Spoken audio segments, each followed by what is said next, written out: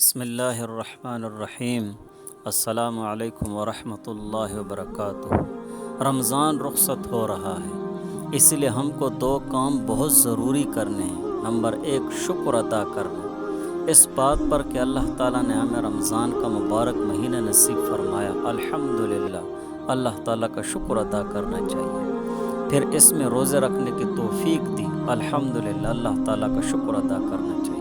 پھر اس میں نمازیں اور تراویح پڑھنے کی توفیق دی، الحمدللہ، اور اس میں کئی طرح کی نیکیاں کرنے کی توفیق دی، الحمدللہ، اور گناہوں سے بچنے کی اللہ تعالیٰ نے توفیق دی ہے۔ تو اللہ تعالیٰ کے لیے بہت زیادہ حمد و ثنا ہونی چاہیے کہ یہ سب اللہ کے توفیق اور فضل سے ہوا، لہٰذا اللہ کا شکر کثرت سے ادا کرنا چاہیے۔ دوسرے نمبر پر استغفار کثرت سے کرنا چاہیے کہ رمضان کا مبارک مہینہ آیا، اس میں نہ جانے کتنی کوتاہیاں ہم سے ہوئی ہوں گی، تو استغفر اللہ تعالیٰ سے توبہ اور استغفار کرنا چاہیے۔ اس میں روزے رکھنے میں کوتاہیاں ہوئی ہوں گی، اس میں نماز اور دوسری نیکیاں ادا کرنے میں کوتاہیاں ہوئی ہوں گی، تو توبہ اور استغفار کثرت سے کرنا چاہیے۔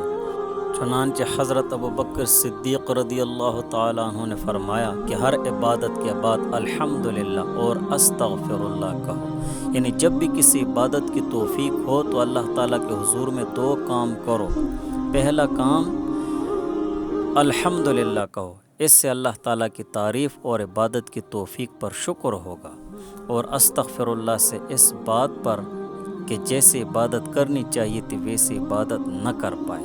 لہٰذا رمضان رخصت ہو رہا ہے تو ہمیں رمضان کے مہینے پر اور اس میں روزے اور عبادت پر اللہ تعالیٰ کا شکر ادا کرنا چاہیے، اور جیسے اللہ تعالیٰ کی عبادت کرنی چاہیے تھی، جیسے روزے رکھنے چاہیے تھے، اس کا حق ادا اللہ تعالیٰ کے حضور اور اس